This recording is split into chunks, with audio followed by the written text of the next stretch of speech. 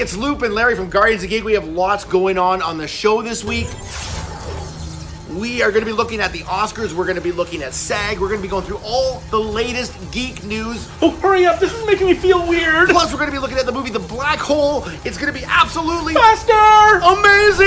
No! Hey, there's Corey Feldman's career. You want awards? We got awards! Well, we didn't get awards, but everyone else in the entertainment world is getting awards. We'll take you down the black hole of awards season today on Loop and Larry, Guardians of Geek. In a world filled with intergalactic space battles, metahuman destruction on a global scale, and psychopathic serial hauntings, there's only one team who can make sense of it all. When your world is overrun with rampant pop culture, call Loop and Larry, Guardians of Geek. Oh, yeah. That's how you start a podcast, right? Right there.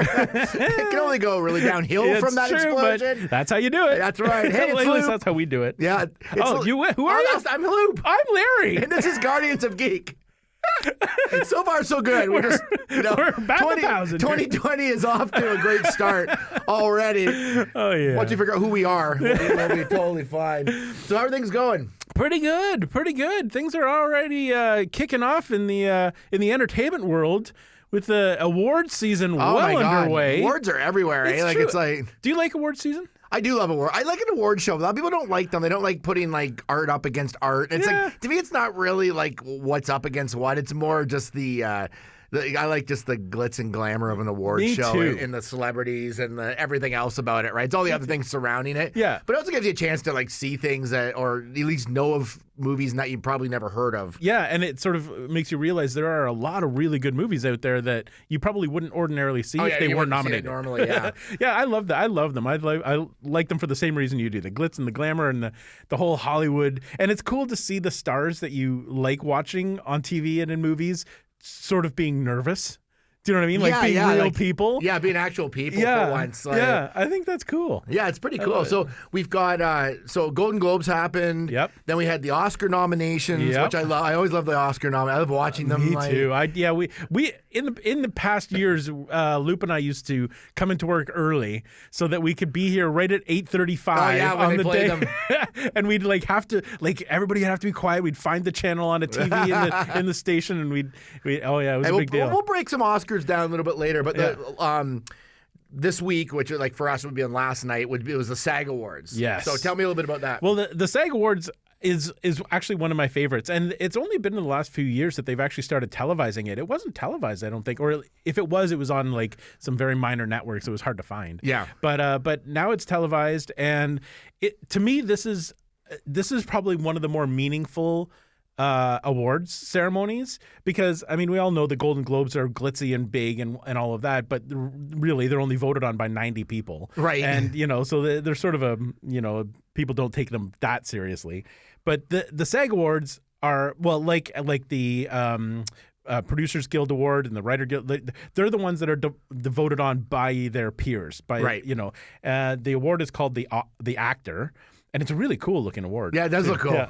And so they're voted on by their peers. So it really is a meaningful award, I think, for the people who win it. And you could tell when they are giving their acceptance speeches how meaningful these awards are. So it's kind of cool to watch. Plus, this one is the sort of the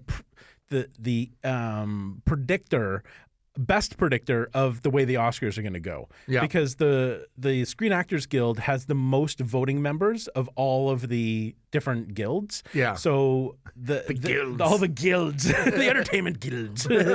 So the way the actors vote is very often the way they vote again in the Oscars. Yeah. So it's a pretty good predictor. So that like the Golden Globes you'd think would be, but they're generally not. I always find that the Globes, and even last night's, are sort of throw it off though a little bit, because they split some things into a comedy and a drama category, which really throws everything off, because some things don't fit into like the main category they would use, which is like their major film category, right? Like Best Picture. Yeah. So sometimes you think you might get because they did well at like the Golden Globes might not even be nominated in the other, which is I find kind of interesting. That's right. Yeah. So this one I thought was really good and really surprising to me because this is one of the few Oscar movies I haven't seen yet, Oscar nominated. Parasite seemed to get the crowd like roaring. Like when the like 4 of the cast members or 3 of the cast members went up on stage just to introduce their movie as one of the contenders, like one of the nominees. Yeah. When they went up on stage, they got a standing ovation. Yeah. Like they hadn't won anything. They were literally just getting up to introduce their movie and the entire crowd went crazy. I'm like, I don't think I've ever seen that for a movie before. Maybe just because it's not like it's kind of outside the Hollywood system, and it's like sometimes people like an underdog as well. Like, So I don't know. It's kind of cool, and it's I haven't seen it, so I'm sure it's a great piece of filmmaking. I haven't seen it yet. It's on my list. I haven't seen it yet. The nice thing is, so I did go through, where we can access these films before the Oscars come out. Yeah. If you haven't seen Parasite yet and you have iTunes, it is coming for rent on iTunes on February 4th. Which is 5 days before the Oscars. Yeah. So you will get a chance to see it if you want to see it. That's why I haven't watched it yet, because I'm just waiting for that to happen. Exactly. So it is coming. But I'm really excited to see how that one plays out, because I feel like now that it's won, and it won best, what is it called? Best Cast in a Motion Picture. That's their version of Best Picture at the SAGs. It won that as well. Cool. So it won like the top award. And so I feel like it's got a pretty good chance of potentially taking home the best picture. You never know. Yeah. If Crash could win best exactly. picture, anything can. Yeah, exactly. And Shakespeare in Love. Yes. You know. How did our geeky sort of movies do it last night? Like, didn't they win like some sort of I think it was Star Wars or something, or no, it was Endgame won some sort of like. See, I missed a few of the. It won. What was it called? Like the not special effects, but the. I can't remember what it's called when you have like the stunt, like a stunt sort of yes, award, which I'd never even heard of before. Yeah, but it won that? Yeah. Really? Well, there were a lot of stunts in that movie. There was some stunts. And they were pretty spectacular stunts. They are. People were being thrown off mountains into the abyss. That's true. That's pretty Lots happening. That's pretty stunty stuff over there. But Once Upon a Time in Hollywood, of course, won. Brad Pitt won, which is cool. Brad Pitt's so funny. I think he's great. And I feel like he's vying for a stand-up comedy career. Yeah, he had some good one-liners. He did, and he did for the Golden Globes too. He was really funny. He said, well, now I got to put this on my Tinder profile. Can anyone be more cool than Brad Pitt? I don't think so. I never used to think he was overly cool, but the older he's getting, the more cool he's sort of like. He's more grizzled and more like and I feel cooler. I feel like he's even more laid back than he used to be. Like, just like I'm just doing my thing. He doesn't seem much different than the character he played in the movie. Like, I feel like that was as close to the real Brad Pitt in Once Upon a Time in Hollywood as you will ever get. Like, I feel it's like pretty funny. Yeah, that was. And then of course De Niro winning the Lifetime. That was cool. Yeah, De Niro's so cool too. He's another guy's just like so cool. He's just awesome.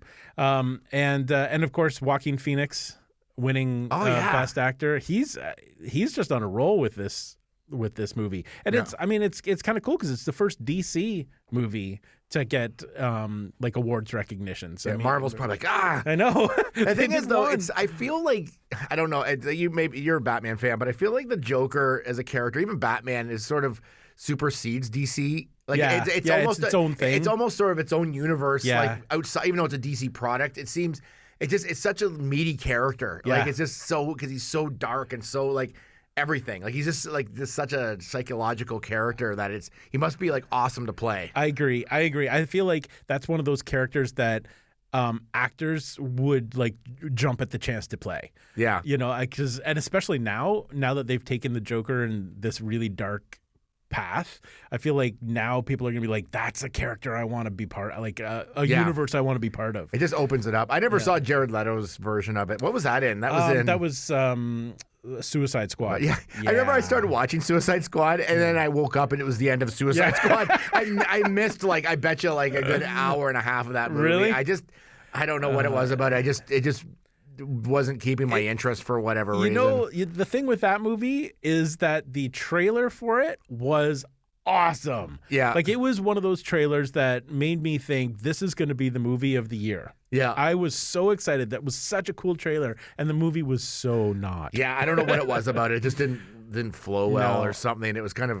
confusing. Yeah, and as a Batman Joker fan myself, I was not thrilled with that portrayal of the Joker. Yeah, but I guess that's the thing with Joker. You can take it so many directions. It could be all over the place. Yeah, but I thought, and I also thought, speaking of other people playing the Joker, I thought it was very classy of Joaquin Phoenix to at the end thank Heath Ledger.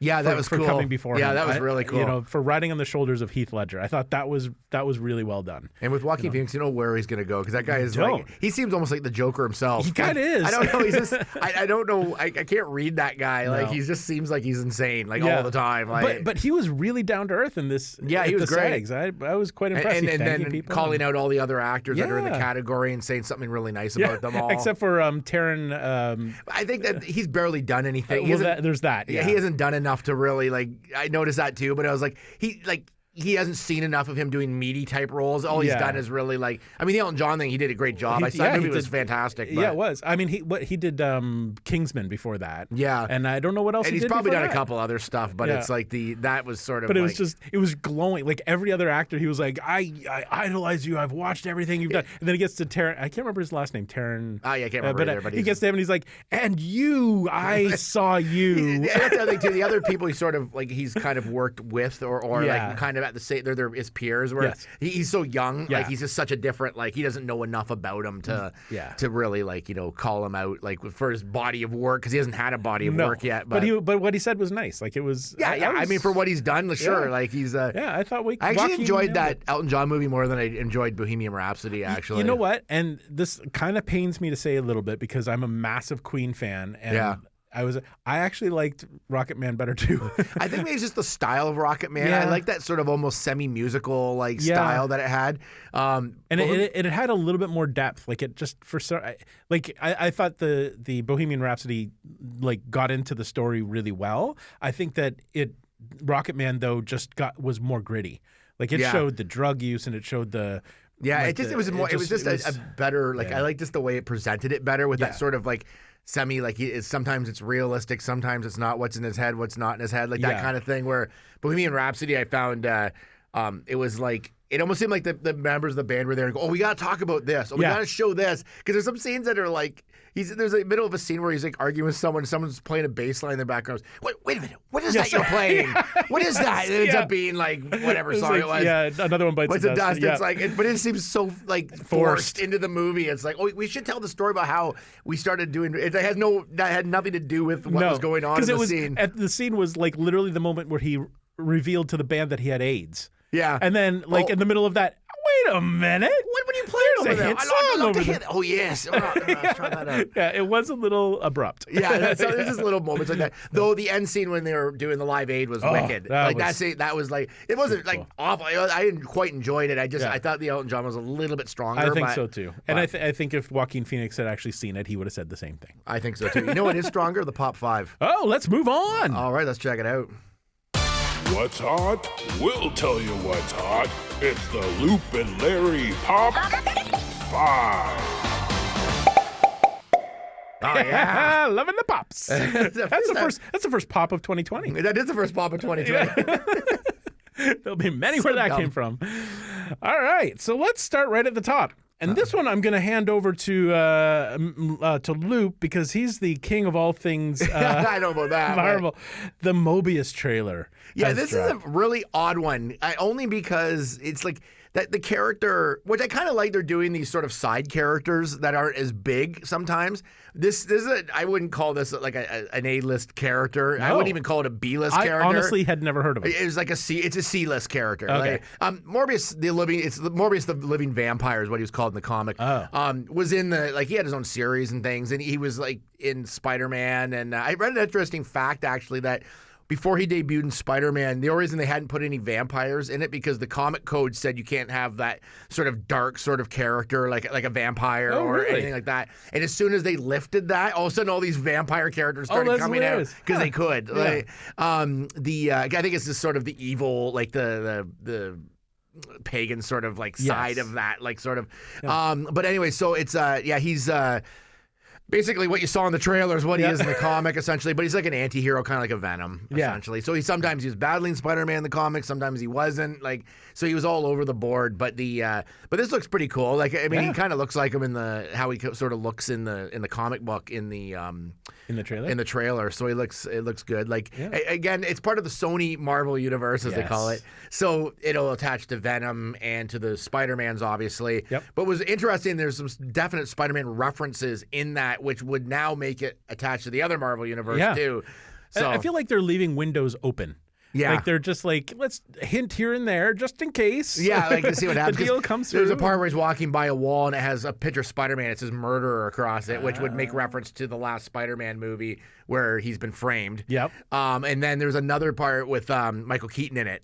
Who played the Vulture in the first of those two Spider-Mans. So obviously they're trying to attach it and get you excited that it's attached to that universe.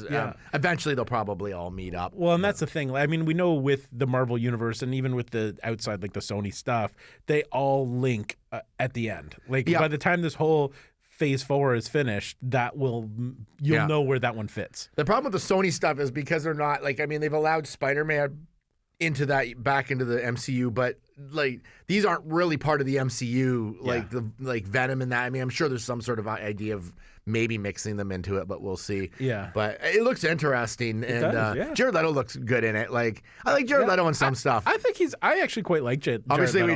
we just took him down as the Joker, but other stuff I've seen him in. He looks like I liked him in Blade Runner, like he was great in that. Yeah. Like I feel like all of his non DC work has been great. That's where I think he's strongest is when he's not working for DC. Yeah. Marvel stuff, excellent. Really, really good, top notch. I think he was just kicking that other role around just so that he could get into the Marvel movies. Yes, it was like a resume. So DC like an audition. Yeah, it was like an audition tape. That whole movie. It was interesting to see this trailer of this character that probably most people don't even know who he is. No. And even as a Marvel fan, I'm like, it was never an exciting character to me. Like I didn't see him a lot and stuff. They kind of sometimes would mix him up with like the different major monsters like werewolf and the werewolf and stuff like that. Like because there was those kind of characters in Marvel as well. But I don't know. It'll be interesting. It looks interesting. I mean, we have to keep in mind that Iron Man was pretty much a C-level character too. Yeah. So I would have given him a B actually in Marvel. But B to A. But it's like really? Wow. But not. I mean, I guess an A would have been someone that everybody knows, like a Spider-Man. Like a Spider-Man. But I would have given him a B for sure. Okay. All right. Fair enough. Well, this is going to be an interesting climb then to go from C to A. Yeah, and this comes out on July 31st, 2020. So that's a big one. That would be this year. So it adds another at least comic book movie to this year, which doesn't have a whole lot as much as other years had. So it should be good. No, I'm looking forward to it. I'm excited. Speaking of things that I'm excited about, but I don't know much about yet, there is a Chucky TV show that has been greenlit. I feel like that you've announced this before. I think I might have, but I feel like it's now it's actually they've announced that it's actually a go. Like so it's now happening. Yes. Okay. Apparently, but I don't have a lot of details on it. I just like Chucky. And I like talking about Chucky whenever I can. So whenever That's Chucky just gets getting weird now. Whenever Chucky gets a green light, I'm all about talking Chucky. I'm gonna start another podcast called Talking Chucky. you don't like Chuck, but you like Chucky. I don't mind Chuck. Well, it'd be interesting to see what they do with awesome. a series on that. Like it's it's weird because he's not really I guess it'd have to be other characters and he'd be in it. Like I can't see it like I don't know if it's an anthology show. You know what I mean? Like Creep Show with Chucky in it, or if it's. Do you remember back in the 80s or 90s, Freddy's New Nightmare, or no, Freddy's New Nightmare. Is that what it's called? I've got that. I actually own that series, but it's not an official because they never released it officially. But right, but it's like maybe it'll be something like that. Maybe it'll be Chucky's New Nightmares, and he'll do it, and then there'll be like a anthology sort of series. I don't know, but it's coming. So you watch out for Chucky. He's on his way. He's on his way. Speaking of things that are greenlit, and because we can't go a single podcast without talking about Star Wars. Oh, really? Oh, it's Larry talking some Star Wars. Oh, yeah. Talking some Star Wars. Here's your Star Wars news. I was gonna oh yeah, Forgot about Chewie. Yeah. Sweet. I got to pull that out every time you do Yep, that. Now. you're gonna be hearing that a lot because we got a lot of stuff coming up on Disney Plus. Disney Plus is going to be literally like the destination spot for all your Star Wars needs. So they've apparently are in talks to. I mean, on top of Mandalorian, which comes back in season 2 this year. Yep. And the Obi-Wan series that they've talked about. There is now apparently going to be an Ewoks series. Oh, really? Yep. That's apparently on the horizon. I wonder if that's why they stuck him in the end of the Star Wars movie. To remind people that they exist. Yeah. Yes. Yeah, I think that they... Well, that's what they do in comics when there's a new... Like, I bet you'll see Morbius somewhere in a comic book. Yeah. Just to kind of like... That's what they did with Guardians. All of a sudden, the Guardians of the Galaxy's comic had been reissued or re-put out. Like, you know what I mean? Or started again. And all of a sudden, then there's a movie, right? Yeah. So they do that. I feel like this might be that. So I don't know the details. They're just in talks right now, but apparently that is coming. So I mean, there's literally every character, it sounds like, that you've ever known in the Star Wars universe is going to get their own show. Admiral Akbar? Yeah, no. Oh. Neenum. Who apparently, by the way, it's officially been announced died at the end of... Oh, I saw that. Did you see Yeah. that? Yeah, he was actually A casualty. killed. Yeah, that was They should have sad. Admiral Akbar's show called It's a Trap, and then each episode he gets in some sort of trap and has to get out of it. And the first one is him going to the hardware store looking for mouse traps. And then when it does happen, he can look at the camera and go, "It's a trap! It's a trap!" I'm pitching this to you Disney. You should totally. Yeah. I will come along with you in that pitch. So there has also been announced that Knights of the Old Republic is getting both a TV show and potentially the next movie. Oh, really? Yeah. Okay. So Knights of the Old Republic was a video game that LucasArts released in the 90s. Yeah. Hugely popular, but it, as far as I know, it was only released for Xbox. So if you didn't have an Xbox, you couldn't play it. Yeah. I didn't have an Xbox, so I never played it.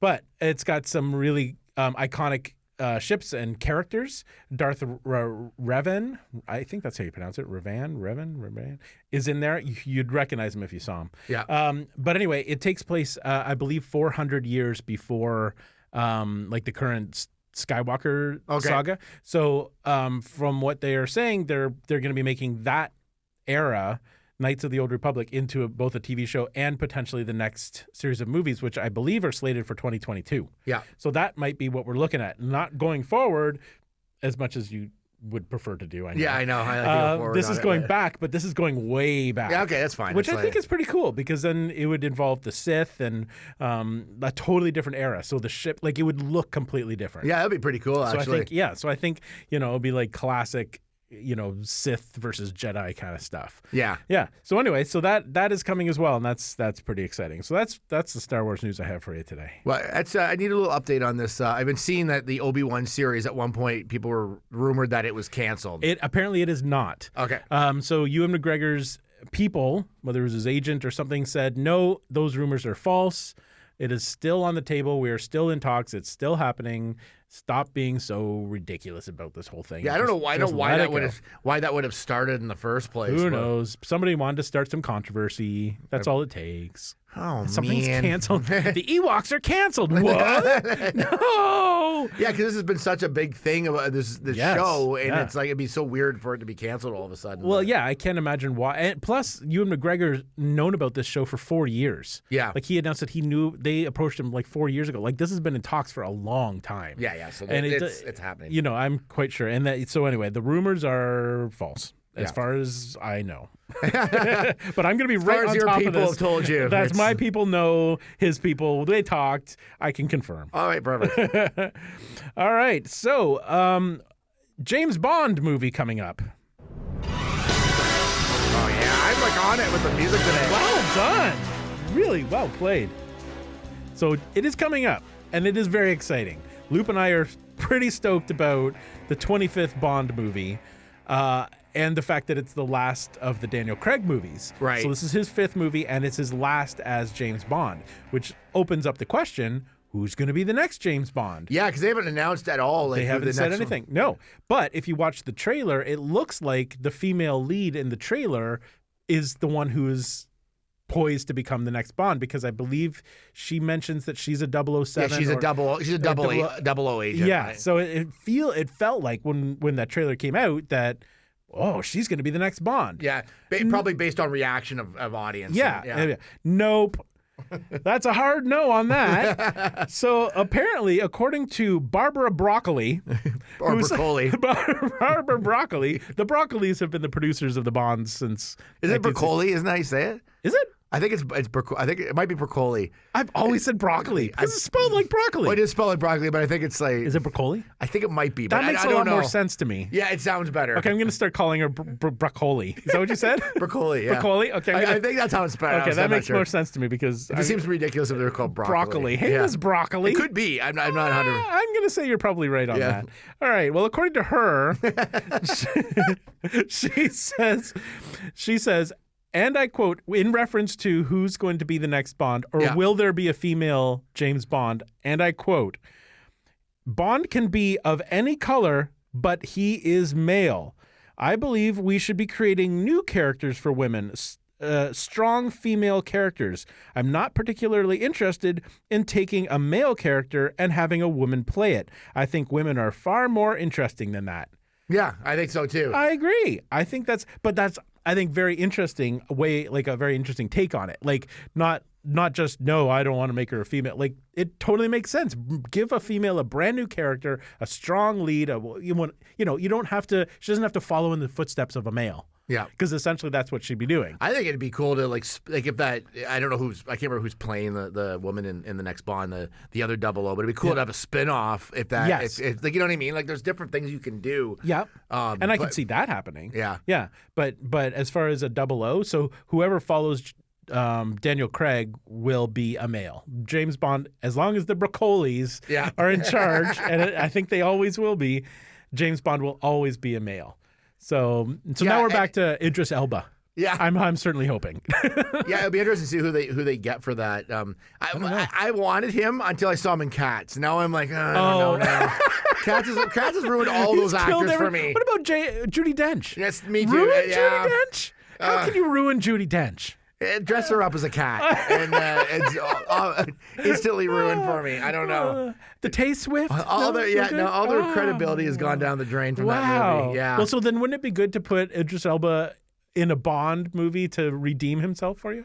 Would that be good? Well, maybe we'll And then see. make it like wash the cats away. Because not only from Cats, he also did Dark Tower too, which he Ooh, was that's a right. cool character in Dark Tower. Like, Yeah. he did. I liked him as the gunman, but he was like. But the movie was not. But the movie was not good. That's It's like true. I don't That's know. true. I don't know who's picking the movies for him, but they got to do a better job. Well, if that's the case, then he may not get the Bond. yeah, I don't know. I just thought for a while I thought he'd be a great Bond. Yeah, I think he would be a great Yeah. Bond. I just got to wash the cats out of my Out of your out of my brain. head, yeah, before I can move on with him. That's true. All right. Well, moving on. Final pop 5 that we've got for this week is just a little interesting story that just with the Disney and Fox takeover, we haven't seen a lot of action. Like not a lot. I mean, we got Simpsons on Disney Plus, which was cool. And also all the X-Men movies suddenly And, showed up. yeah, Did you notice they're- that? yes. All the X-Men are there. They're and I'm there, like, so something awesome. happened there, and that's that. So those things are good, and we kind of expected those things, but we didn't really hear anything else until now. Disney has officially announced that because of, I guess there has been, and I haven't really heard a lot about this or followed this much, but I guess Fox has had a lot of indiscretions when it comes to like sexual allegations and things Okay. like that. Because of that, Disney has decided that the name Fox is not fitting with their brand, does not Yeah. fit, does not show in a good light. Yeah, there's something to do with the Murdoch family too, who own Fox. Yeah, There was some sort of controversy or something. yeah. I didn't look deeper into that. It doesn't really matter. Something but- about that. All these things. Just Disney has decided Fox does not brand well. Yeah. So they are officially going to be removing the word Fox from 2 studio titles. So the 85-year legacy of 20th Century Fox is coming to an end. It will now be called 20th Century Studios. And Fox Searchlight Pictures, which has been around for 25 years, will now be called Searchlight Pictures. Well, that makes sense. Like, yeah. If even though they own Fox, it's like no point in them having Fox in the name. No. Because I didn't realize this because they split when they bought the 20th Century Fox part of Fox from them. Yeah. They didn't buy out of that deal was the Fox News in that section. So so they don't own that? They don't own Fox News. That's still owned by the Murdoch family. So they don't own that portion. It's Okay. Fox News and the Fox Broadcast Network. Oh, I see. Are not out. I was wondering about that. But all actually. the other stuff is in. So Right. So basically, which- all the entertainment side I think is theirs. Right. But all the newsy side is not there. Okay, so that explains why they're not changing.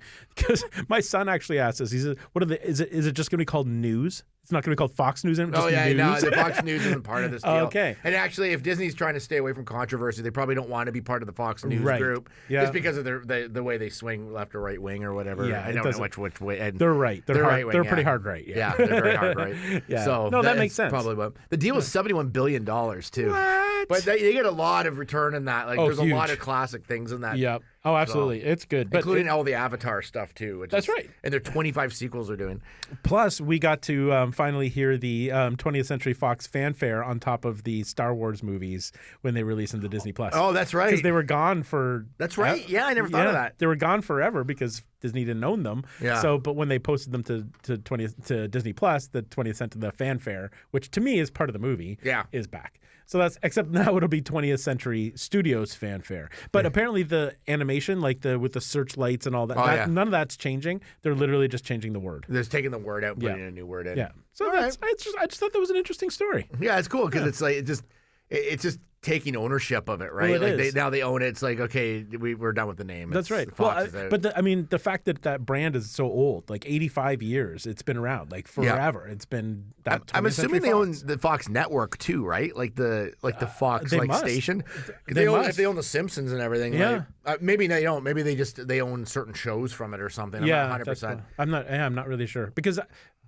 if they did that, then like Family Guy and American Dad would be Disney as well. Yeah, but 'cause it they're says- not, are they? I don't I think don't they know. are. Not including Fox News or the Fox Broadcast Network. I'm assuming Oh, okay. the Fox Broadcast Network is like Fox, Right, like yes. the channel. Yeah. So So they must have just bought The Simpsons. Well, as well, like they a- might have bought in the 20th Century Fox deal. That might have been under that, like, Right. so they may have. There might be some TV shows, and there is under that umbrella. So they probably they own them, but it's like they're still on the Fox network. and all Yeah, that stuff. makes sense. Yeah. So So, interesting. interesting. So that's a little change that's coming. Next time you go to the movies, you might not recognize the title of the studio. Where's the Fox gone? So let's move on. We are talking a little bit about. We usually do the top 5, and because it's New Year, we'll reintroduce this. We usually have a couple like extra little things on the side that we kind of like have pulled out that we've kind of noticed that we want to talk about. So that's not necessarily the top 5, but maybe something that interests us in general or whatever, or we have our eye on. So That's right. I'll start off. Yep. I am so pumped about Survivor 40. Yes. It is going to be so cool. So Survivor 40 is, for those that don't know, it's coming up in February 12th. Yep. And it's going to be like 20 winners who Yeah. have won $1 million Yeah. are all going against each other. Yeah. So no one's got an advantage in this. No. This will be the first time ever that nobody can say, well, he doesn't need to or she doesn't need to win because they've already won $1 million. Yeah. They've all won them. The only person in there would be Sandra because She's won it twice. That's right. She's the only person ever to win this twice. Yeah. So she doesn't need the money. Well, and now it's $2 million purse, which is really cool. And apparently I don't know if there's another twist that they haven't revealed yet. I read something not long ago that said something about Jeff Probst holding on to another twist or something. I don't know. Well, they have a new thing called fire tokens in this one where yes. they can collect them and then trade them for advantages and rewards, which Yep. is kind of cool. That's a neat They idea. always add a little extra little thing to it, and I think there's the island that they go to. You know the season where they got voted out and they could choose either to go out of the game or go to this island. Redemption Island? Redemption Island. Yeah. I believe it's back, but they're doing that on purpose so that there's a chance for someone that you liked that got voted out to be able to come back in the game. Yeah, So, exactly. Yeah, this is probably going to be the most cutthroat Survivor. And what's going to be really interesting is that you're going to get people on there like Ethan. Yeah. Who was like season 2 winner or season 3 Africa. winner? Yeah. Who was playing at a time when Survivor was totally different. Like they didn't play back then, like 15 years ago, 18 years ago, they didn't play the same way they play now. No, So- it's a much different. It's totally a much different game because we've seen that before, where people like from earlier seasons have come back to play with some newer, and they're like, what is going on? This is not the game. You strategize from the second you hit the ground? What? Yeah. And then like even now, like it's during the tribal council, sometimes people start whispering to each other. That never happened back then. No. The only person I think that's on it that's older, like that's been on longer than her was Amber, because she was on season 2. Oh, that's right. But then she played in I think she won season 8, which was like fans versus favorites, or one of those seasons. Yeah. So she came in a little bit later, All-Star season. Yeah. She came in later to win that. So, but is this the first time that she and Rob have been on together? No, since they've been they married? were on that season together. But they weren't married then. Isn't that where they met? No, that's where they met. Yeah. So now they're married with kids, with like 4 kids or something. Yeah. And I saw Rob mentioning at one point that one of the two of them is going to have to vote out the other.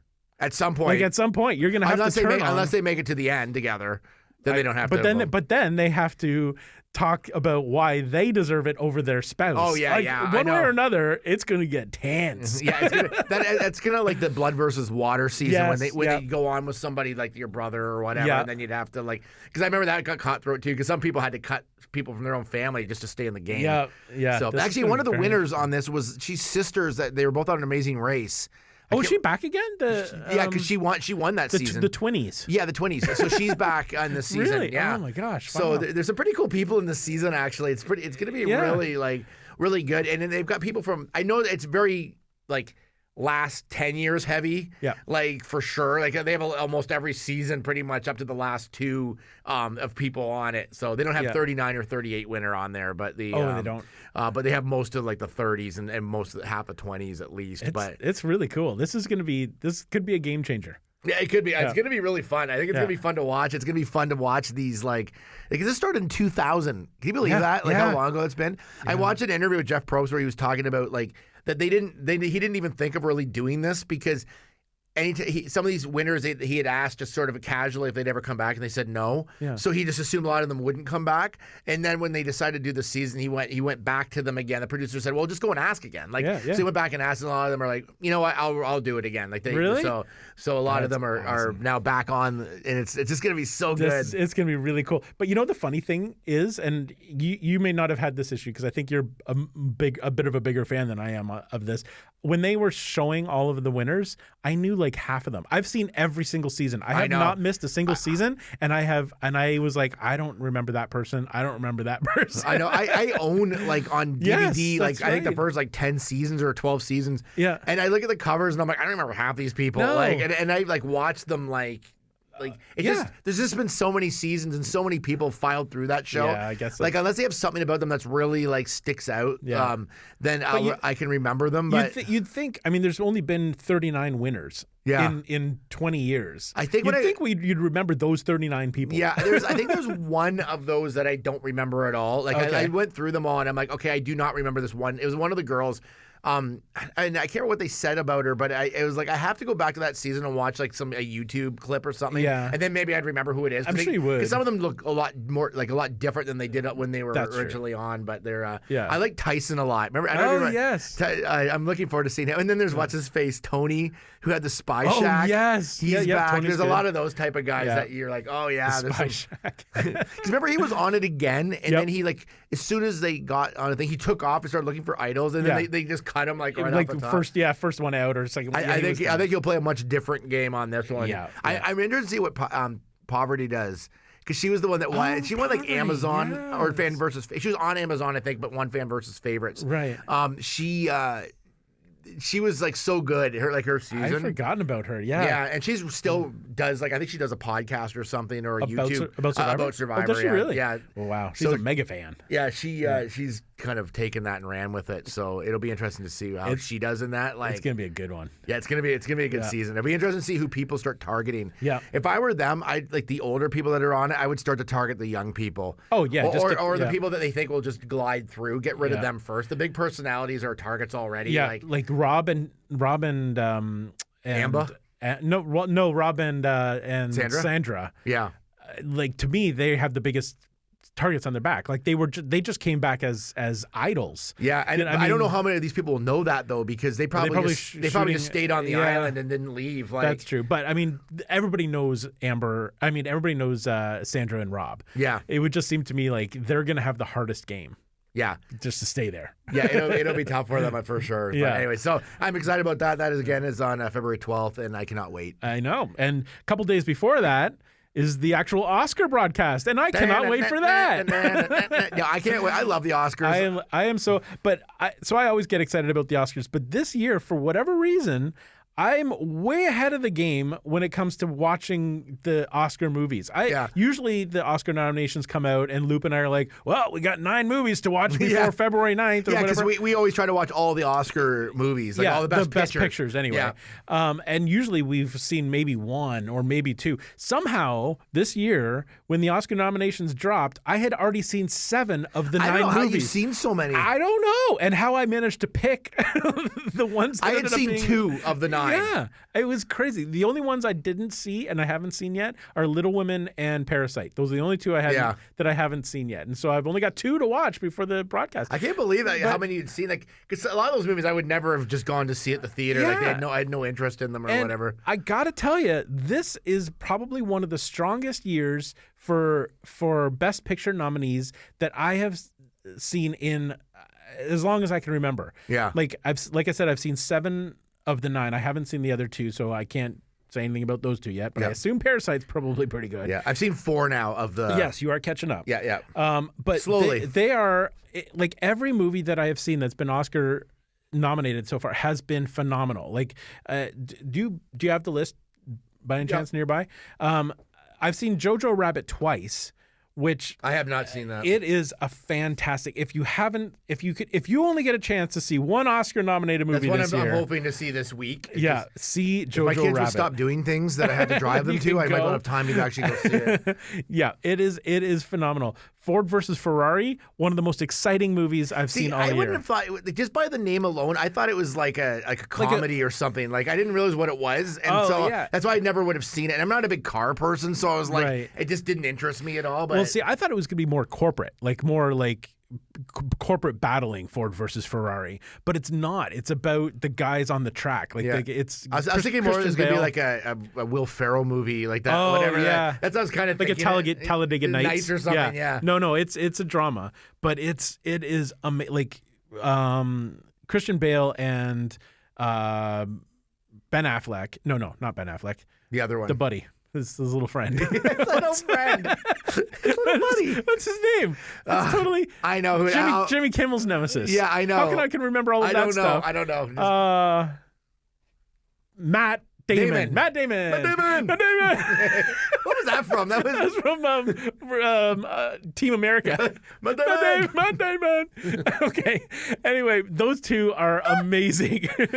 They are so good. That's cool. They have such good chemistry. It's just been like the best year for movies. I'm really surprised at how I broke these down by from what it's left because I'd only seen the Joker and Joker's in there. Yeah, and what was the other one I'd seen? A Joker and Once Upon a Time in Hollywood. Oh yeah. So the rest I'm like, okay, I haven't seen like Irishman and Marriage Story and Parasite, but right. I know I can watch 2 of them on Netflix. They're already there. Yeah, and I know Parasite's coming out, so I'm going to leave them to the end because I know I can watch them. Oh, isn't two popes? Isn't that on the list? No. That's not a best picture? No. Oh, okay. Never mind then. Out. Sorry. I don't have to finish that one then. Yeah, so that's how I go at it. So now I'm like, I got to see the ones in the theater. So what's like, do I think it's going to be out of the theater first? So I have seen Little Women. So that one I have seen. And what was your take on it? Just real quick. I haven't seen it yet. Did you like it? I liked it. Yeah, I thought it was good. It's one of those stories I think like if you're female, you probably already know it or have seen it or have read it. Like I went in not knowing it, but it was so funny because I go with my son who's like 15. So we go, so we walk in. It's like it's all women in there watching it, and older women. Yes. And it was like we just totally did not fit with the crowd that was there. Like we were the only guys in the theater. Yeah. And when I even gave my ticket to the guy that was working there, I'm like, this is for Oscar purposes only. I am like, just it just seemed like so awkward to go see that for some reason. But it was great. I quite enjoyed it. Oh, good. It was good. Okay. It's very like innocent, I guess. Yes. Like it's the type of book it is. Because that's one of those movies that if it wasn't nominated for an actor, I don't know that I would have seen it. I don't know that it's my style of movie. It's already been out. Like it was in the '90s with Winona Ryder. I think it's been. I think they've done like 2 or 3 versions. I think they've done different versions of it. Yeah. So. Okay, well that's good. And then I saw 1917 was the other one. So Yes. so I only have 2 more in the theater, which is Jojo Rabbit and Ford versus Ferrari that I have to see. But I got rid of 1917 last night. Excellent. Yeah, it's just been a fantastic year. If you get a chance, go through the list and try to watch as many as you can because you will not be disappointed. This is. I'm going to give a warning of 1917, which will not spoil it. It takes place in 1918. It's done with it's pretty much it's not all one tracking shot, but Right. it feels like it mostly is. Yeah, it's 20 minutes at a time of tracking shots. It looks like, anyways. I don't know how they've done it. Yeah. But I got a little bit sick in it. Oh, did you really? Yeah, I started feeling a bit ill. Because it's motion sickness is a motion. thing. Yeah, I get a bit motion sick. I can't play those POV video games. No. If they were in front of the characters or stopped, I was fine. Right. But when they started going through those trenches and they're following them through, oh my God, I started just feeling ill. Okay, so here's a funny story about that. Back in the day when the Blair Witch Project came out, Luke and I went to see that in the theater. And I assume you remember that the Blair Witch Project is fully handheld. Oh, shaky. God. About 5 minutes into the movie, I look beside me and Luke is sitting with his head in between his knees. And he kept it there for the entire hour and a half of the movie. I thought I was gonna. Honestly, I'd look up once in a while. I thought I was gonna puke. Yep. I just can't. I don't know what it is. It's the shakiness and all that. It just and on that big screen you can't. I think that was one of the first movies where I realized I get motion sickness. Yes, I think it was. I don't know where it came from, but it was but anyways, I will never forget that. It wasn't bad. 1917 has nice, clean shots. It just threw me off a bit because it's just that sort of the camera has to move around a bit, right? But amazingly shot though. Oh my God, it was so tense. Yeah, I can't say anything else about it, but it was tense. Really, really from start to end. And it flew. Yeah, all of a sudden I'm oh, it's the end. Yeah. Wow. Yeah, the pacing is unbelievable. And a couple good turns in it that I wasn't expecting. Yeah. So now this doesn't give anything away because he's been in the trailer, but there, if you've watched the trailer, there are 2 main characters who are running through this one for the entire movie, because I didn't realize it until after the movie was over. I could not place the one character, the younger looking kind of round faced the guy. one that has the brother. Yes, I could not place him. I'm I know this guy. I cannot.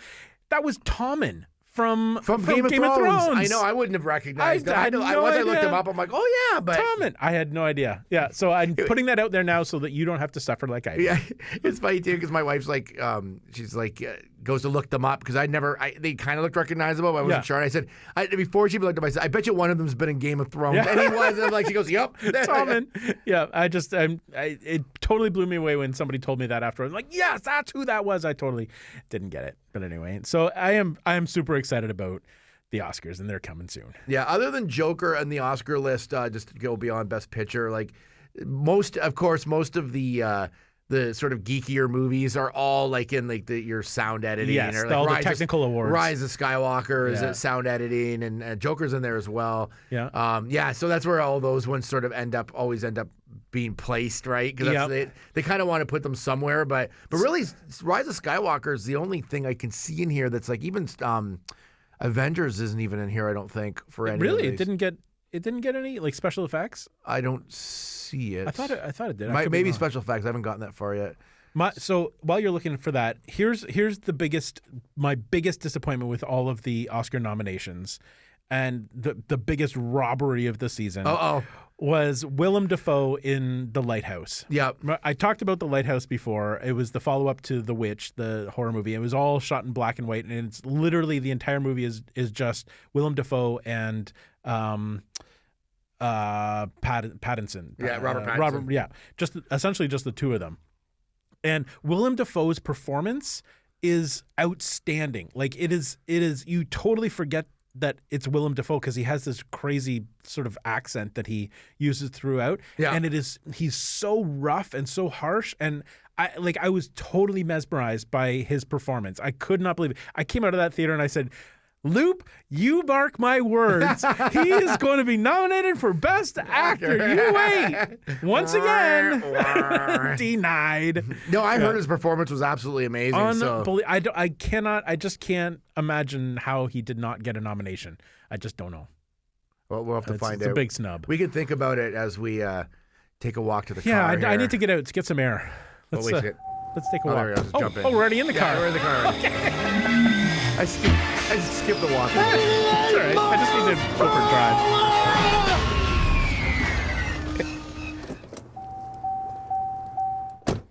Maybe the run back will help me. Yeah, just get that cardiovascular going. Yeah. All right. I feel better now. All right. All right, Pop Capacitor. We take a look back at a film or a TV show or anything. It could be a toy. It doesn't matter. We take a look back and we kind of give it a bit of a review and see if it still holds up today, if it could still be holding up.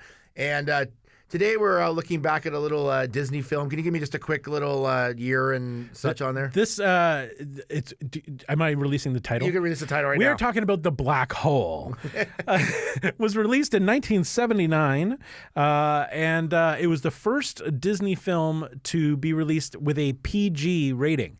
So it was the first sort of adult.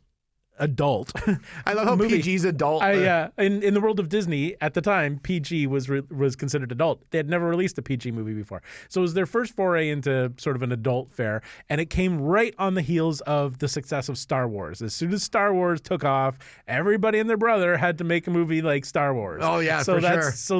So The Black Hole is Disney's version of a space opera kind of thing. Yeah. Okay, here's the trailer. There is an inexorable force in the cosmos where time and space converge. A place beyond man's vision, but not his reach. It is the most mysterious and awesome point in the universe, where the here and now may be forever. A journey that begins where everything ends. Wow. How adult is that? Yeah, really. You don't want to take kids to that movie. Yeah, so essentially the story is, in a nutshell, because really there's not a whole lot of story here. Yeah.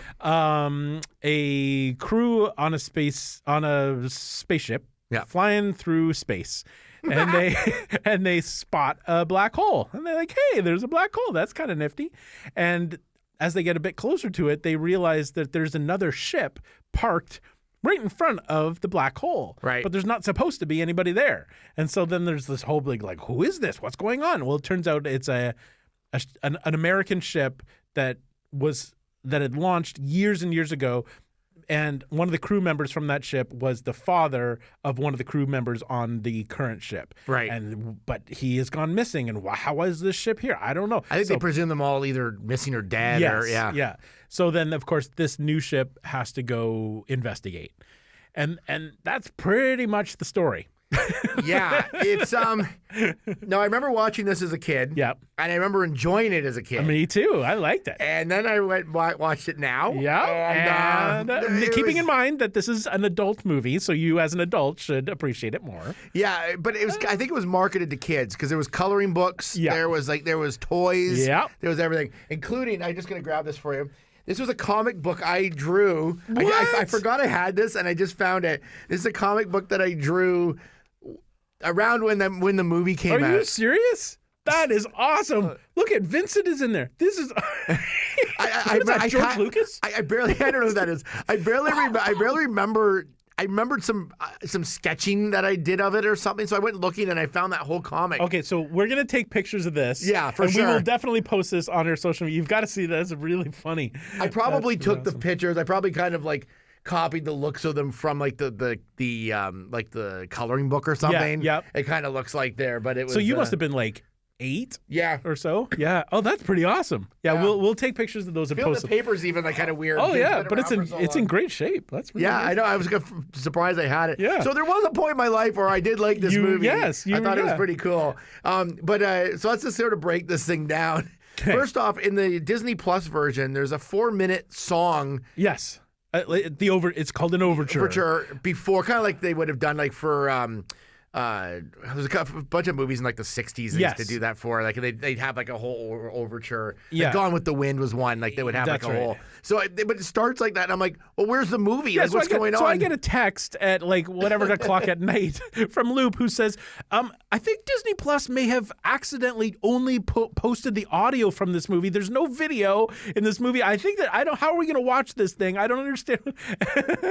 Yep. Because the first 4 minutes is just audio. So Yeah. keep that in mind if you go to watch this Because thing. I'm picturing the credits underneath Yeah. of this music, and I'm missing it or whatever. But then the movie starts after that. and then you're good to go. Why they do that, I don't know. I don't know either. It's kind of bizarre. I guess they were trying to make it epic in some way. I kind of felt like I was in a black hole. Yeah. Like I was like, what's happening right now? Kind of were. Because Yep. then you watched it and you're like, the same. I did the same thing. You asked me the same thing. I'm like, that's what I asked you. Yeah, well, because I kind of made fun of Loop for like, I'm like, oh, just turn on the TV, or I don't know what I said, but it was, and then I did the same thing. I'm like, hey, where's the video? There's no video here. What's going on? Yeah. And so, anyways, the opener, super Tron looking. Oh. Like, you know what I love about like early '80s like computer graphics is that, Yeah. that sort of grid Tron look. Yeah. Like that just defines the early '80s computers. Totally Like, does. So here's the fun fact about that. The whole opening credits has this green grid thing Yeah. that goes on. That at the time in 1979 was the longest sustained computer animated scene that had ever been done. Really, at that time, wow. Yeah, at the time that was breakthrough technology because they had never created something that long in a computer before. Oh, and that it's literally just lines that like fly through the screen and stuff. But Yeah, but it totally looked like Tron, like it the looks ones exactly that they like would drive on the bikes Yeah, and whatever. Like yeah. It also looked like it reminded me of the pattern they use in Weird Science when they create the woman. Oh, And- yes. and it makes a shape of a woman. That's what it reminded me of too. It's just a grid. Yeah, just a grid. Yeah, but it was pretty breakaway. So then you start meeting the cast. Yes. A young Robert Forster. Very young. Oh man, I almost wouldn't have recognized him at first. No, if you didn't tell me that he was in this movie, I don't think I would have recognized him Yeah. right away. But here's the weird thing about this movie is that usually in movies there's some character development. You introduce the characters, you get to know them a little bit, and then you sort of this is like within the first like 5 minutes of the movie, they're boom into the first action scene. Yeah. And somehow so one of the characters, there's like three males and a female. I think that's right. Yeah. So there's four, crew of Robert four. Forster. Then there's a guy who looks like the guy that plays I can't remember his name, but the one that plays Spock in the new Star Trek movies. Oh, Zachary Quinto. yeah, he kind of looks like Zachary Quinto a Yeah, he little kind bit. of does a little bit. Yeah. And then Norman Bates is in this movie. Yeah. Can I just say Anthony Perkins should have been in a lot more movies? I Yes. love Anthony Perkins. I do too. And I don't know He's he's not in, I don't know how many movies he was really in, but I mean other than Psycho, which obviously is his biggest. And Cycle 2 and 3 and 4 yeah, and but 5. there's something about him that's so cool. Like Yeah. there's something that's like intriguing about him I like. But I did too. So he's in this too. And then the female actress, and I didn't know her. She had been in The Time Machine back in the 50s, so she was sort of well known, I guess. Anyway. Yeah. And what's his face? Who we met at Fan Expo. Oh, Ernest Borgnine. Ernest Borgnine. That's right. Yes, yeah. Oscar-winning Ernest Borgnine. Borgnine, that's right. But anyway, so like literally within the first 5 minutes, they're boom into the first action scene of this movie. They're being drawn to this planet or this black hole, and they're having to fight gravity, and the whole thing is shaking, and everything's going crazy, and blah blah blah. And then, like for whatever reason, and they didn't set this up at all. It turned out that the female character has ESP. No, she has what's it called? Like telekinetic powers. Yeah, telekinetic powers. with a robot. and so they don't introduce that at all. They're just like use your ESP to talk to. Yeah, it was ESP. Yeah, to talk to Vincent. Vincent is this little flying round robot dude. Yeah. And I'm like, what? How does she have ESP? What is she a different like? Is she not human? They never addressed that. No, why she has that or No. how she has it Yeah, or never addressed it. And can I just talk about Vincent for a second, which Okay. is like he's kind of looks like he's kind of like the R2D2 of this movie Yes. in a way, like, but he looks much more comical. They have these comical eyes drawn on him. Yeah. And but he looks like a grade 5 like science project. Like if you said, "Hey guys, here's some scrap materials, create a robot." Yeah, This totally. is probably what they would have come up with. Here's a styrofoam ball. Yeah, and here's yeah. some black circles. Like, Make a robot. For the size and scope of this movie, it was a very cheap looking robot. It's really cheap. Yeah. It was really like the eyes didn't move. Like his head swiveled, Yeah. but his eyes didn't move at all. Oh no, maybe they did a little bit. The eyeballs made of I don't know. It was very cheap. Oh, I forgot about the other big character in this, which was called Boredom. Boredom. This movie was so slow. Yes. Oh my God, this movie is Yeah, slow. It's it's one of those movies too where it's like very science fiction-y. So when they're walking around, all you hear in the background is like all the computer banks or whatever they have. They blew their entire budget, which was $40 million, believe it or not. That was on those sound effects and every light panel that they could find. Like, you know how in the old movies, like computers are all just a panel of like blinking lights? Yeah. I have never seen so many blinking light panels in any movie in my life. Oh my God, like, I know. As soon as they enter another ship, the entire ship is just walls of blinking lights. In fact, some of them were actual, like I noticed there were sheets drawn like they were like windows. Oh, really? And then the light was shining behind. There's a part where they're in a red section, and it was literally sheets because you could see them like moving in the wall in like any draft. Yeah, you could see them moving backward. I don't know if it was meant to be like that or if that was just they're trying to cheap out and just like they were cheaping out. Yeah.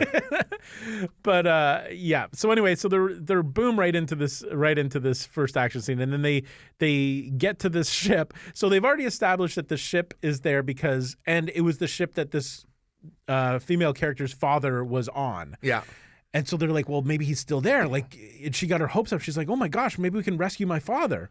That's what they set up. Yeah. They approached the ship, assuming it was going to be dark. It was all lit up. Like, there was obviously like somebody living in this thing. It was all lit up. And the first reaction of Zachary Quinto was, let's arm the missiles and shoot this thing down. I know. Like, that was his first reaction. I'm like, you're going there because maybe it's her father who's on this thing and lit it up. Like, why would you instantly go to like arming the missiles and shooting this down? That was not at all what the plan was. I don't know. Oh my God. There's so much in this movie. Like, it's just so... Like, I don't know what it wanted to be because it was kind of it had like sort of a 2001 vibe. Yes, it did, definitely. And definitely of TV shows, it had that Space 1999 vibe. Yeah. Like, it was like, but it was just so slow and so like just, that's why you could notice those computer sounds because there'd be times someone would say something and then the next line of dialogue back at them would be so like such a big space between them. And then you hear like... They had to fill that gap with something. Oh God! Yeah. And so who's the main guy? It was who they find on the ship. Maximilian Schell is the actor. Only human that they know of that's on the ship. Yes, yeah. So he's who's acting in a 100% different movie than everybody else is. Not even close. Not even in the same he's script. So over the top. Yeah. So it's this. So the person on board the other ship is this guy who's been there for 20 years. Even though NASA has called him back to Earth, he's ignored NASA's request because now he eventually wants to get into the black hole. He wants to be the first. He wants to go into the black hole and see what the black hole is. So he's created this entire world on the ship to sustain his own life for the last 20 years. But he's also like crazy guy. And everybody on there looks to be a robot. Yes, and he claims they are. He's like, I've built these robots. They're here to serve me, and they do whatever I want done, and that sort of thing. So that's sort of, and so of course then they realize he's crazy, and they have to battle him. Yeah. And they keep sneaking off on the ship and finding out like little bits of things that show them that like they see like they're having a funeral, like the robots are having a funeral for another robot. And they're like, what's going on? Why would robots be having a funeral? So it ends up there's actual humans in some of these robotic costumes. Yeah, so it's essentially there are some actual robots in it as well. Yeah, he took the crew from like the original crew who was on there, and they never explained how they made them into like zombies. I don't know how he managed to do that. Stripped of their memories or whatever. And then now they do his bidding. I'm not sure. But he did have a really cool robot. And I remember back when I was like 8 or 9 watching this movie that I really liked his robot. His robot's name is Maximilian, which is funny because the actor's name is Maximilian. Oh, that's right. Yeah. So, but Maximilian was like his like attack robot, like this big red floating attack robot who like would protect him. But this, and he was cool. And when you're 9 years old, these things are always cool. But his only weapon, the attack robot, were 2 spinning blades that came out of his hands. that were about a foot long, and they spun. So it would be the easiest thing to get away from. You just like go behind him, and you can't. I just got to mention that these are all the robots in it are the clunkiest robots I've ever seen. Like, they walk like you would if you were doing an imitation of a robot. Well, because they're all just people inside cheap robot costumes. I know, but because there was like there was the people that were working for them who were the humans, like human hybrids. But then there was like actual robots, like guards or whatever, and they all walk like if you were doing a robot walk. That's how they all walk. Yeah, except for Maximilian. Maximilian was an actual like robot thing. Yeah, because he floated. Oh, and we should mention too that Vincent, the cheapo robot, floats. So he doesn't have legs or wheels or anything, which is a kind of a cool. And then his an older brand of his robot was in it, which was his name is Bob. Bob, who was like it was voiced by Slim Pickens. Slim Pickens. Yeah, very odd choice. Yeah. So Vincent was voiced by Roddy McDowall. Yeah. So he had that sort of proper British sort of sounding voice, and then Bob was Slim Pickens. So they made like a country bumpkin robot for some reason. I think because he was so beat up looking, apparently his voice got beat up too. So he was like. Just leave me alone. I'll be fine. Yeah, it was like... Yeah, I didn't quite get that part. I'm not 100% sure. And I was laughing too in it because all the music in it sounds like Dr. Evil's theme from Austin Powers. Do you notice that? Like it's like... dun, dun, dun, dun. Yes. Like, and it had that same sound and I'm like, oh my God, this is like... If I was not looking at the screen, I would have thought it was an Austin Powers movie. You're right. I didn't even think about that. It was so over the top. Like, yeah. Oh, my God. Yeah, the music was very over the top. Like just there was another action scene that came later that the music that was playing in it sounded almost like a university marching band, kind of like a military march. It was the weirdest. It just didn't fit. It was so strange. There's a couple other things too I noticed in it. Like there's a part where they're flying and the ship it's getting torn apart. It might even been when they might have been going into the black hole. I'm not sure. Yeah. But they were physically shaking themselves. Yes. Like the ship wasn't really doing anything. No. They were like doing that over the top shaking of themselves to make it look like they're in like the ship's. Oh. Yeah, they couldn't even put it on a ring. There was a part when they're all together and they're all doing it except for the girl wasn't moving. Yeah. Like she wasn't doing it along with them. So, but they were all like, "Wow!" And she's like just sitting there normally. Well, it was the scene right at the beginning with the very first action scene is where that was happening. They're all sitting around this round thing and they're all shaking themselves because there was a gravity pull. And at one point, one of the characters says, "Everybody sit down and buckle in or brace yourselves because we're about to hit the gravity pull," and they're all shaking themselves.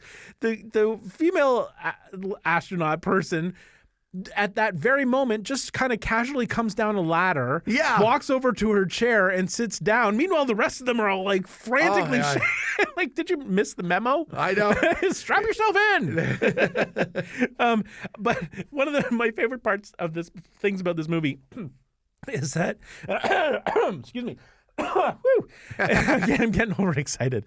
Is that Vincent has a lot of one-liners and puns. Okay, yeah. That he delivers throughout. My very favorite one is, and I don't even know why he says this. It just sort of comes out. Where did it go? A pint cannot hold a quart. If it's holding a pint, it's doing the best it can. Oh God. What does that even mean? I don't know. What is wrong with Vincent? Why would a pint be doing anything? I mean, it can't be doing any worse than it is. It's doing the best. Just let the pint alone. It's doing the best it can. I just thought that was awesome. My other favorite one is you can't unscramble eggs. Oh yeah. If something messes up, you can't. I've decided I'm going to start incorporating that into my regular vocabulary. Hey, you can't unscramble eggs. It was, oh my God, there's just so much in this movie. It had a 2001 vibe, but I don't know who it was marketed to because it wasn't. Yeah. It was obviously sort of marketed to kids because it had like the Vincent character, toys and stuff. Yeah, and a toy line and whatever it had. Apparently, the movie bombed too. It didn't do so well. Yeah, it made its money back. I mean, it had a $40 million budget, and apparently, it made its money back. But Disney expected it to be like a massive blockbuster. Like they wanted like to a make Star this, Wars. Yeah, and so just making its money back was not good.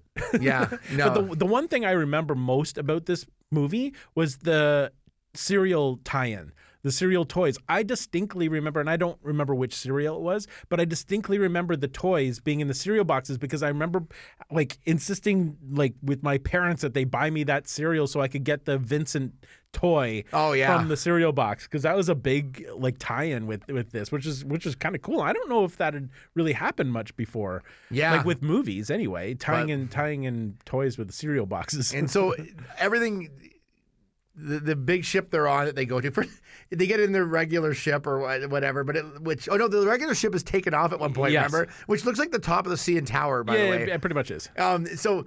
Anyways, they get an escape pod and they start heading into the black hole. Yeah. And so before you say that, the movie's called The Black Hole. The whole thing revolves around a black hole. They don't start entering the black hole until 8 minutes left in the movie. Yeah. I actually checked the time. There was 8 minutes left of the movie before they even start going into the hole. There's a lot of talk of a black hole. Yes. And a lot of sightings of the black hole. But not a lot of entering the black hole. Yeah, it's just like it just went so long. And so I'll tell you right now, the payoff of when they get in the black hole, first of all, I don't even know what was going on. I don't think they knew what was going on. And it was just a lot of images and a lot of quick edits. And it was I think what they were trying to do was make it, you know how the ending of 2001: A Space Odyssey is so bizarre with the Star Child. Yeah. And they're going down light tunnels and there's a big eye flashing. Like it's one of those like endings that people have talked about for 50 years because it's like, what does it mean? What does it mean? That's what they were trying to go for with this,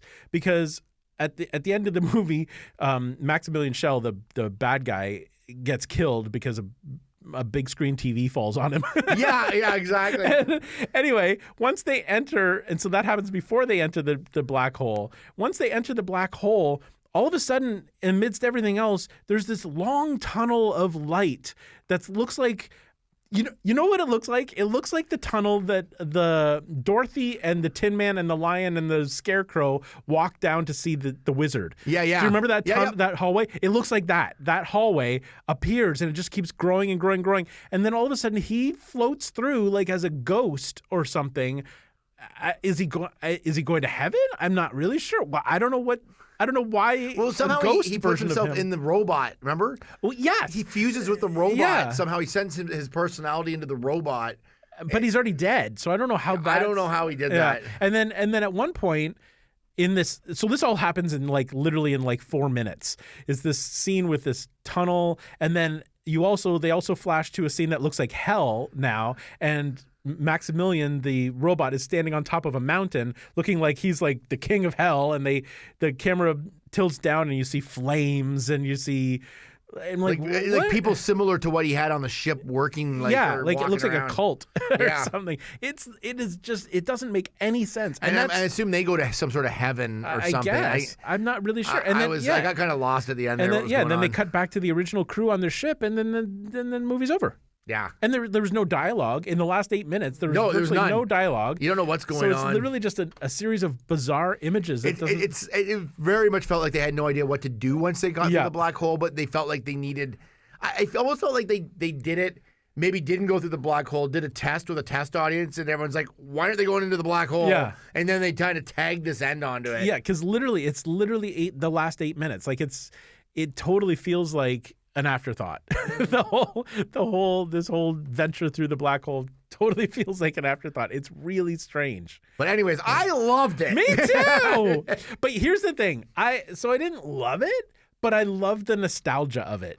I liked. Oh, it was nostalgic for sure. Yeah, because it's so late 70s. Like it's so trying to be a cool, big, epic sci-fi movie that totally wasn't and didn't know what it wanted to be. But I just remember, because we saw it and we were fans at the time, it was cool to rewatch it just because the nostalgia level was high. But does it stand up? Not so much. I don't think it does. No, I think if I had never seen this movie again, I would have been fine with it. You'd have been okay. I would have been fine with the memories of it. Yes, thinking it was cool. Yeah. Having seen it again, I was like, it's not. It's really strange. It is really strange. I think at that time, and I'll just put this out there. Okay. Is that we had, because of Star Wars, we had such an appetite for science fiction and cool things like that it seemed way cooler than it was. Totally. It was like, oh my God, there's like some new characters, like because we wouldn't have really realized that Star Wars was Star Wars and this was something separate, and that was like they all sort of blended. Like Battlestar Galactica would have been a good example and Space of like 1999. like where there was like all the Cylons and all. It was all so cool. At the time, and we were just taking it all in. But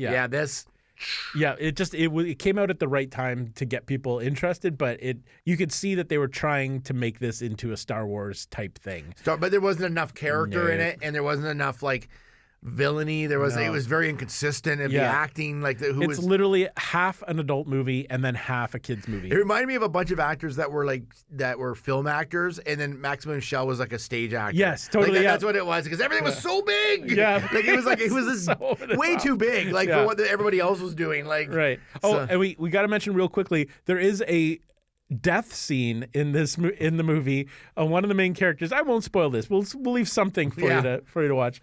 Dies in this you don't show any blood. It's still a Disney movie. It's still rated PG. But when he dies, his reaction to his death is so funny.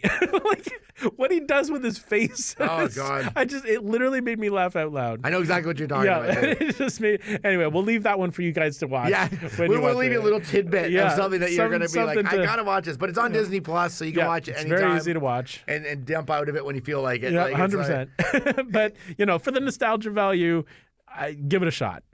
Give it a shot. Yeah, if you want to see a really awful movie, give it a shot. That you loved as a kid. Yeah, I wish I would have just left it as a kid on this one, but we'll see how it goes. So, anyways, that's our show, and we'll be back in probably a couple weeks. 2 weeks, I think. Yeah, 2 weeks with another one. Thanks for listening, and make sure you check us out, of course, and tell all your friends that we are on all the different social medias, and of course our streaming services anywhere you want. I wouldn't say all the streaming services, but all the ones that meaningful, matter. the meaningful ones. Not all those ones that no one's ever heard of. Exactly. But we don't want to be the black hole of podcasts. Not sure what that means. But. I don't either. But good one. Anyways, thank you for listening, and we'll see you next time. Produced by Matthew C. Loop and Lawrence Simner. A Loop and Larry production. Bueller. He likes it. Hey, Mikey. Bueller. Bad news. Fog is getting thicker. And Leon's getting larger. Inconceivable. Brian's right. It's an elf. Wax on. Does Barry Manilow know that you raid his wardrobe? Oh, Captain, my Captain. Life moves pretty fast. You don't stop and look around once in a while, you could miss it. Wax off.